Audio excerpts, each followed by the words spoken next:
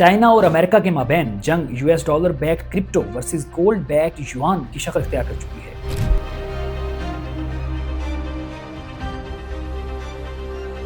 It's a geo economic race to control the future. New York city की mayorship के लिए एक American brown Muslim Zohran Mamdani को दीगर कैंडिडेट से नहीं बल्कि ट्रम्प अमेरिका में बढ़ते हुए इस्लामोफोबिया और रेसिज्म से कम्पीट करना पड़ रहा है। दूसरी जानिब साउथ एशिया में अफगानिस्तान और पाकिस्तान अमन और तवील खूनी जंग के दरमियान खड़े हैं। रशिया और यूक्रेन के माबैन जारी जंग में अमन बाइद नज़र है, जबकि रशिया जंगी मैदान में वाज़ेह बर्तरी बरकरार रखे हुए है।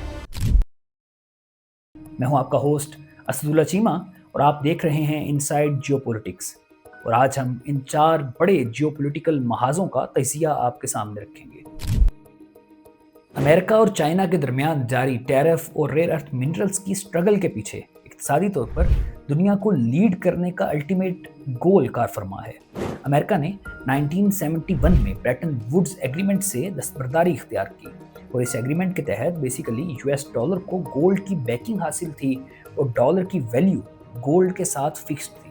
लेकिन 1971 के बाद अब यूएसडी किसी भी फिजिकल एसेट या गोल्ड के साथ लिंक्ड नहीं है, बल्कि ये एक फ्रीली फ्लोटिंग फिएट करेंसी है। लेकिन अब क्योंकि चाइना युआन और ब्रिक्स करेंसी को मुतबादल ग्लोबल ट्रेड करेंसी के तौर पर मुतारफ़ करवाना चाहता है, इसलिए चाइना बड़ी तेज़ी से अपने गोल्ड रिजर्व्स को बढ़ा रहा है, जबकि to counter that US genius act के तहत क्रिप्टो करेंसी की रेगुलेशंस पर काम कर रहा है और यूएसडी के साथ टाइड स्टेबल क्रिप्टो कॉइन्स को लॉन्च कर रहा है, जो कि बुनियादी तौर पर डिजिटल यूएस डॉलर्स ही होंगे। और यूं बिटकॉइन को डिजिटल गोल्ड एसेट के तौर पर लेते हुए ट्रम्प क्रिप्टो के जरिए डॉलर को स्टेबिलिटी दिलवाना चाहता है और अपने 35 ट्रिलियन डॉलर्स के डेब्ट को भी मैनेज करना चाहता है। मैंने एक ब्रॉडर पिक्चर आपके सामने रखी है। अगर आप इसे इन डिटेल समझना चाहें तो एक मुकम्मल वीडियो इस पर बनानी होगी। So do let me know if you are interested in this in the comment section. But I can safely say कि हम एक तारीखी पावर ट्रांजिशन फेज़ में हैं, इसलिए ट्रम्प और प्रेसिडेंट शी जिनपिंग की हर मूव बहुत अहमियत की हामिल है। इस हवाले से दोनों लीडर्स की साउथ कोरिया में मुतवक्के मीटिंग को बहुत अहमियत हासिल है और बहुत एंटिसिपेट किया जा रहा है और इस हवाले से हम नेक्स्ट वीकली में भी आपको अपडेटेड रखेंगे। सेकेंडली, आज मैं न्यूयॉर्क सिटी के एक democratic socialist mayoral candidate Zohran Mamdani के हवाले से आपको अपडेट करना चाहूँगा। एक तरफ तो ज़ोहरान ममदानी को उनके गैर रवायती तर्ज सियासत और प्रोग्रेसिव अप्रोच की वजह से अप्रिशिएट किया जा रहा है, जबकि दूसरी जानिब क्योंकि ज़ोहरान ममदानी एक मुस्लिम ब्राउन कैंडिडेट हैं, इसलिए उन्हें उनके सियासी नज़रियात से ज़्यादा ट्रम्प अमेरिका में फैलते हुए इस्लामोफोबिया और रेसिज्म का मुकाबला करना पड़ रहा है। इस कदर ये इसलिए भी अहम है कि अमेरिका इखलाकी तौर पर ऐसी सूरत हाल में दुनिया को लीड करने का जवाज़ ही खो जाएगा। एक इनटॉलरेंट और इखलाकी पसमानदगी की शिकार कौम किसी सूरत में भी दुनिया को लीड करने की अहलियत नहीं रखती होगी और ये चीज़ अमेरिका के मुस्तकबिल के लिए जहर कातिल के मानद भी है। लिहाजा ये सिर्फ मेयरल रेस नहीं बल्कि ज़ोहरान ममदानी की जीत या हार अवामी राय आमा के तहत यूएस के मुस्तकबिल का भी तयन करेगी।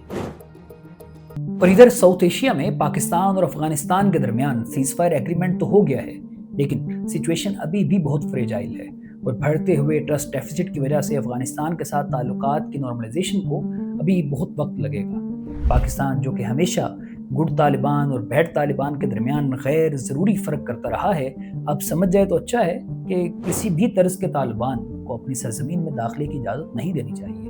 हाँ, अफगानिस्तान के साथ एक नेबरिंग मुस्लिम कंट्री के तौर पर honourable state to state relations पर फोकस ज़रूर करना चाहिए, क्योंकि पाकिस्तान, इंडिया और अब अफगानिस्तान दोनों को एक साथ किसी भी कॉन्फ्लिक्ट में सामना नहीं करना चाहेगा और ऐसी सूरत में वो अपनी स्ट्रेटजिक डिफ्ट को खुद कम करता जाएगा और आइंदा अगर 2 फ्रंट वार का सामना करना पड़ा तो पाकिस्तान के लिए कदरे मुश्किल सूरत हाल होगी, जबकि इंडिया के लिए तालिबान के साथ रिलेशंस को बेहतर करने और पाकिस्तान को दोनों बॉर्डर्स पर बैक वक्त इंगेज रखने के लिए एक सुनहरी मौका पेश है। अब अगर हम रशिया यूक्रेन जंग का जिक्र करें तो अमन बाइदुल नज़र है। दोनों फ्रीक जंग के नुकसानात को बर्दाश्त कर रहे हैं, लेकिन किसी भी देरपा अमन मुआहिदे के हवाले से डेडलॉक ताहाल कायम है। अब क्योंकि विंटर सीजन का आगाज़ है तो रशिया के साथ साथ सैंक्शंस की वजह से यूरोप को भी मुआशी नुकसान का बोझ उठाना होगा, क्योंकि सर्दियों में यूरोप इस जंग से कबल रशिया से गैस इंपोर्ट करता था, जो कि अब मुमकिन नहीं रहा। इसी तरह यूक्रेन में शदीद यानी माशी मुश्किलात पाई जाती हैं और एड के हसूल के लिए वो मुसलसल कोशा हैं। जंगी मैदान में भी रशिया तकरीबन मुकम्मल डोनेस्क और लुहांस्क प्रोविंसेस पर कब्जा कर चुका है, यानी अमली तौर पर रशिया यूक्रेन पर वाज़ेह बढ़तरी रखता है और अपने इनिशियल जो स्टेटेड मिलिट्री ऑब्जेक्टिव्स थे उन्हें भी तकरीबन हासिल कर चुका है। इन तमाम इश्यूज़ पर हम आपको फर्दर भी अपडेटेड रखेंगे। अगर ये वीडियो आपको पसंद आई हो तो इसे ज़रूर लाइक कीजिए, शेयर कीजिए और ऐसे ही जियोपॉलिटिकल इश्यूज़ पर अपडेटेड रहने के लिए हमारे इस चैनल को सब्सक्राइब भी कर लीजिए। Thank you so much.